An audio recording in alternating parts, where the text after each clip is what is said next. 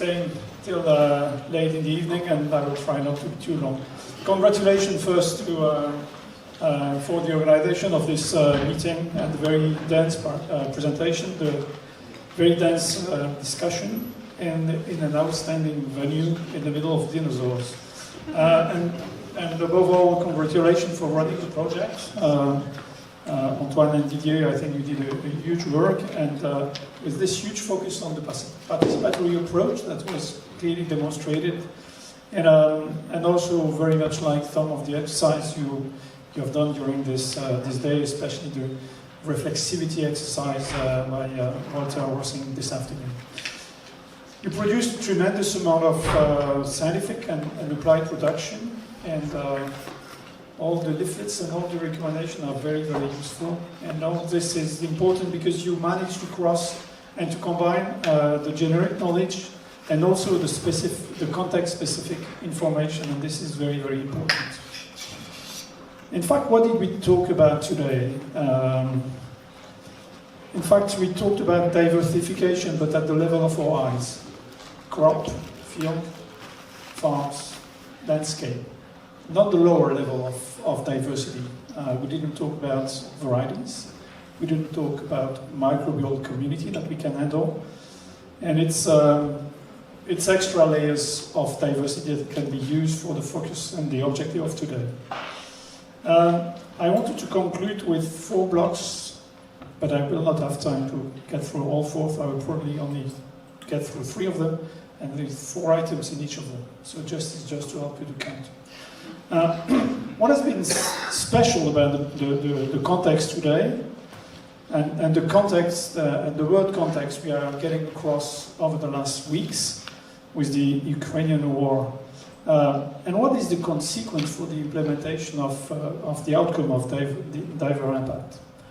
We all know, and this has been very well introduced this morning and summarized all day long, that in which direction we have to go for sustainability of today and the sustainability of tomorrow. And we all know it is difficult. And this has been reminded to us by Antoine this morning, referring to Gilles and the lock-in and the mechanism of self-reinforcement. You could also add what has been added to that by Bertrand Valliorg last year or 2 years ago, underlining that the lock-in system is extra reinforced by the specific investment that the farmer has to make to do an activity, and also by the enclosure of knowledge. The knowledge is not available, despite the huge efforts related to ACIS that Inge reminded us a bit earlier. And this is clearly in line with what Catherine Marlier just mentioned during the roundtable, saying we are providing independent element to the farmers, which means that the rest is not independent and the rest is enclosed. So this is very important. We know where we have to go, we know it is difficult. We have a huge chance, to my mind, is that we have the Green Deal. The Green Deal is really going in the right direction. Kirstine Rosenhoff this morning saying it is urgent. It is urgent indeed to deal with climate change. We have about 15 years ahead of us to really change the trajectory.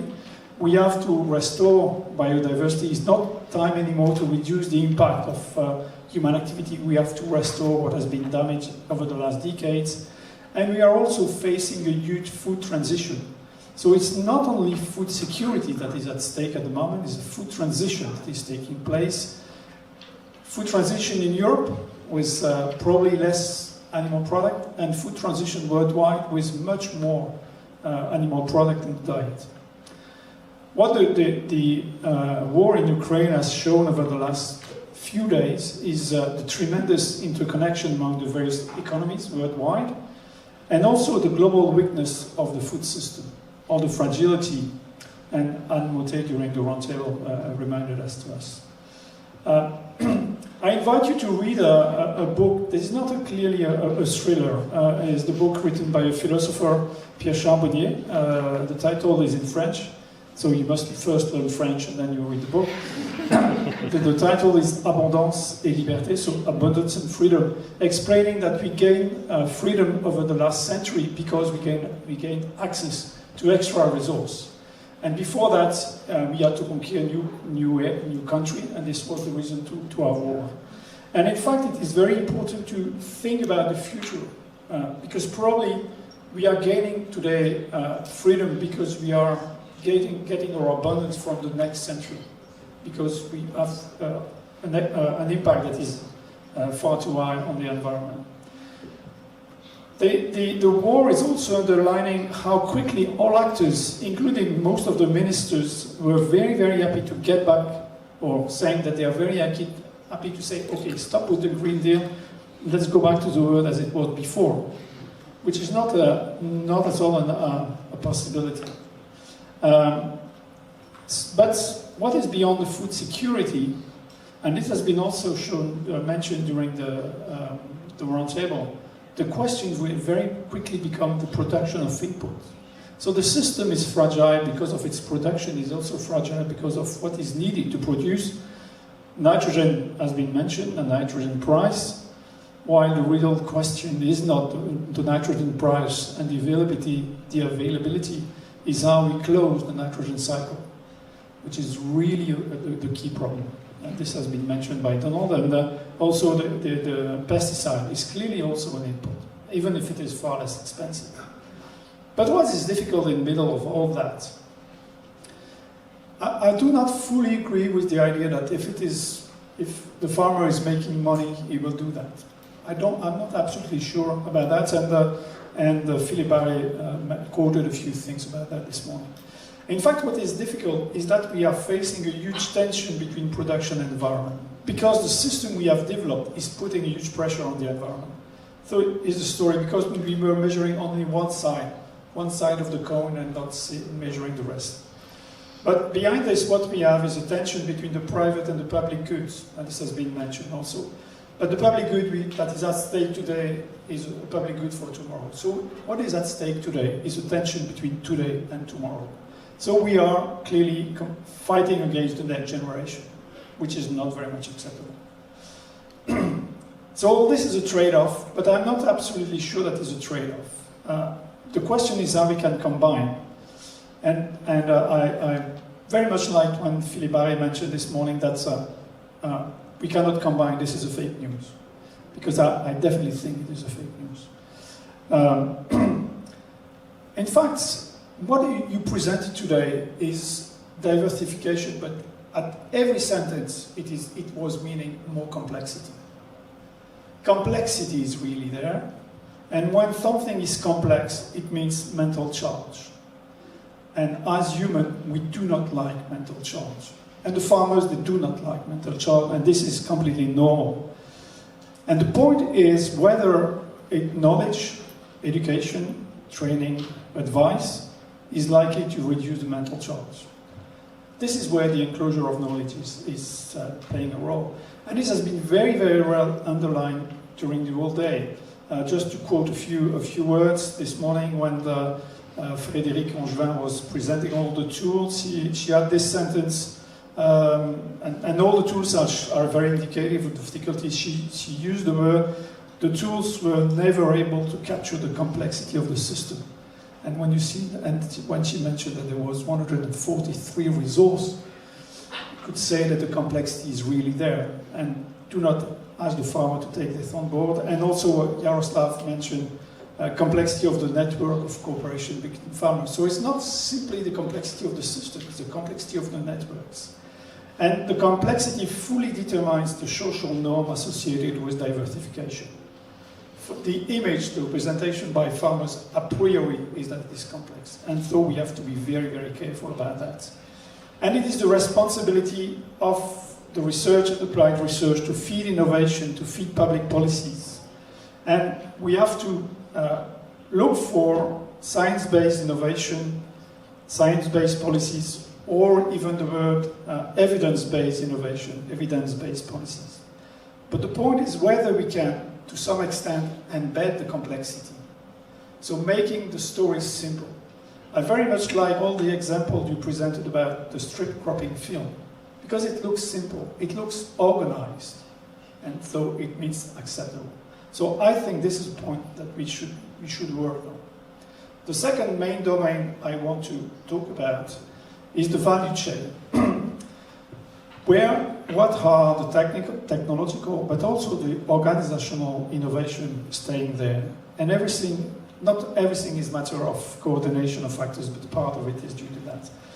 I think one of the recommendations you should make at the end of this project, and I did not read all of them, I apologize for that, Antoine. I think you should ensure that all the future project of the EU that are dealing with production, they should, all of them, have the downstream sector on board. Because clearly, you do not produce without a downstream sector. And it is extremely important. What you have illustrated today is that, in fact, they are really locks. They are locking the system because all their activity is relying upon an economy of scale. And this economy of scale is existing in many, many situations, but is very, very strong in the agri-food processing sector. And a few examples illustrated that small was beautiful, but in fact, in the agri-food sector and the agri-food processing sector, large is exciting. And we have to be very careful about that, because when you diversify, in fact, you start to be small. And we have to look for the innovation that would rely upon an economy of scopes, which means that it's not more efficient when it is large.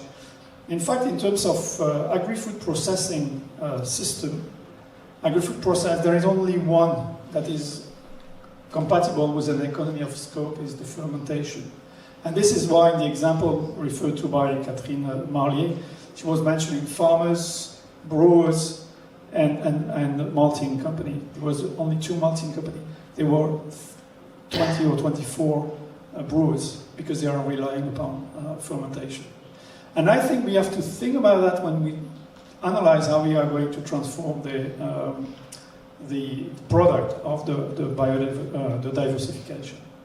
And it's also something where we have to tackle and to challenge the policy measures. The policy measures supporting small-scale infrastructure, we must ask whether it makes sense or not. If it only supporting something that is based upon an economy of scale, it is useless. It will never work. It will stay there, simply relying upon the money. What has been very well underlined is that along the value chain, you must create values, of course, because it is a value chain. A lot of discussion has been paid to willingness to pay of the consumers and the consumers' behavior.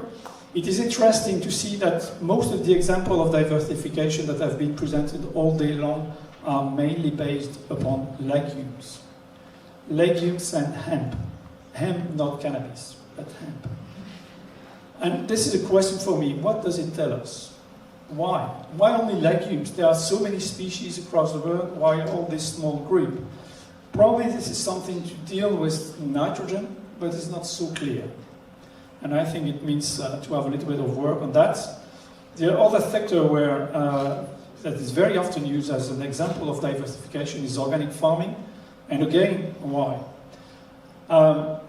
What has been clearly mentioned by Stéphane Marais this morning is that there is no willingness to pay for diversification per se. Consumers, it doesn't matter at all. It doesn't know what is there. This is why you mentioned consumers of flavor is a limited driver for diversification, of course. And clearly, why should they mind about diversification? You do not mind about the activity in a completely different sector. So I think this is a point where we have to look for. Of course, a fair price is compulsory. What I love, what I like very much is about the fair relationships. I think this is very, very important. A good point is why people are accepting to work together. Because if you want to co-innovate, to co-design, people must first accept to work together. And I want to refer to a book written by a philosopher, okay? I read too many philosophy books. By Anne-Françoise Schmidt. She wrote a book, again, do not read this for your pleasure, only for need. It is generic epistemology. And she explained why people are working together. They are working together because they share the same vision of the future. Otherwise, they will never get together. And I think this is very, very important. So co-designing, co-innovating with farmers, with citizens, And farmers and citizens are important because you must combine private good and public goods, and the citizens are those who are asking for the public goods. This is something that is important. But when you do this, you never know, nobody knows beforehand where we are going and what is the ending point. And this is something that is completely uncomfortable for the researchers, and it does not fit into an Horizon 2020 or Horizon Europe project. Because you have to say where you are going. If you write, I do not know where I'm going, your project will never be accepted. You could try. And probably this is where, when you co-innovate, co-design, this is, and designing fair relationship, this is probably where some indicators could be of use. One point that has not been mentioned related to the value chain is whether one of the options, or even the option with a capital O, would be in the hand of the companies. All the companies, and especially starting with the very big ones, they have to implement, or they are implementing, the corporate social responsibility. Because for their image, for their ethic value, but also for getting access to funding and for loans. And more the big companies are putting all the environmental issues and the levers to go there, including diversification, as part of their corporate social responsibility. And I think we should work with the big companies. Again, the big ones are more exciting than the small ones for that. I will skip over the public policies because I'm running short of time. So to finish, to my mind, there are 4 questions that are remaining open at that time. The first is where we go. Where to go? This has not been explained and discussed. Are we looking for producing more with more? Are we looking for producing more with we do not know? Or producing what we do not know with less? Or even producing something else, such as carbon farming? It has been quoted once. And in fact, diversity is an objective, maybe, while diversification is the way to get there. But when you say, and this is the second point, diversification, which means diversify more than where we are today. In fact, we never tackle where we are from an optimum. There is no objective to maximize it, to say, we have 10 crops now, let's do 20. And this was presented by Alain. 3 crops, 7, why not 20? Alain? So maybe there is an optimum, and in fact, we never discuss where we are from the optimum. And I think this should be very, very important. In fact, did we discuss also we talk about diversification? Not actually it is not so obvious, because mainly we didn't talk about introducing new species in cropping system. We mainly changed the share of the various species. And hemp is grown many places in Europe. I don't talk about legumes, you have legumes everywhere. And this, I wanted to come back to what Antoine said this morning when he introduced, who are the dinosaurs? So where are we coming from? So dinosaurs are outside there, but in the trajectory that is behind us, when did the farming system last look for a real diversification? I mean, introducing new species in production. And staying again on the system that were mainly presented today, which is the annual cropping system. In fact, we have to look for a long time ago, it was at the end of the 18th century in Europe, where we dramatically introduced, and not dramatically, but massively introduced perennial legumes in the cereal-dominated system. And there was one reason for that, lack of fertility. And this is more or less where we are heading to if you have no fertilizer anymore. And if you take it the other way around, when did we lose a lot of diversity is when we massively used inputs. So the point is, the dinosaurs are behind us. What is in the front of us? What are the next step of evolution? What are the real needs for new species being introduced? I make the bet that what we need is species for new services. Food transition, maybe. Introduction of new vegetables. This is where it is a question.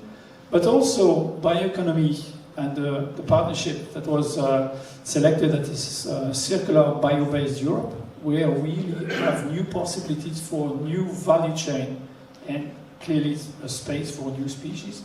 but also species for ecosystem services. If carbon farming is feeding money or reward, there are possibilities there, and even biodiversity farming, because we will have to cultivate biodiversity. And to finish, the last point that you will all see, the time scale. At the opposite of the dinosaurs who disappeared over 1 million years, we do not have time ahead of us, unfortunately. But we have a huge chance. Compared with where we were a few years ago, we have today, and this is thanks to Diver Impact, part of it. But we have an outstanding understanding of the situation and of the possibilities. Clearly, in what has been presented today, there were plenty of levels. We also have new approaches of research, including the development of multi-actor project, and Inge, she advocates for that very well. The living labs, and Heather McCann is here, and she's carrying a CSA on that. We have new paradigms, and clearly paradigm for research is essential, and for the society is essential, such as agroecology, where functional diversity is considered as a resource, bioeconomy, where we definitely use better what is available, and not simply waste a lot of it. And we have a huge bunch of information, knowledge, tool, criteria, 144. And these are major achievements of Diver Impact, and for all of that, congratulations, and thank you.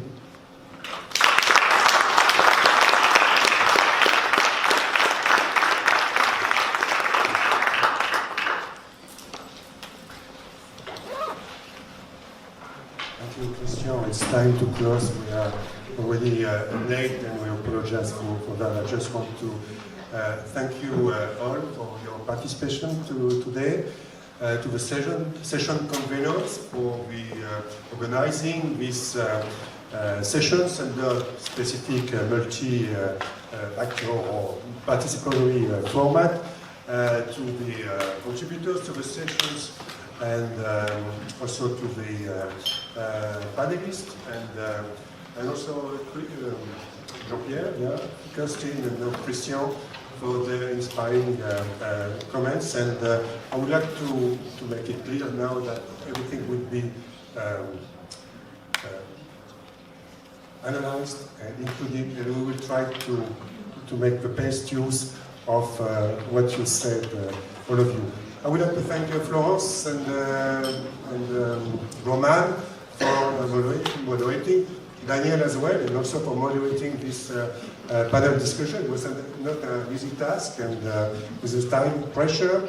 And also, big thank to Didier. I would like to, it has been a pleasure. We didn't know before Diver Impact started, so we set up almost 7 years ago, and it is a big pleasure, and I'm a bit anxious about that it's going to an end, because not because of you, but because of me, because I'm going to be retired soon. But anyway, let's see.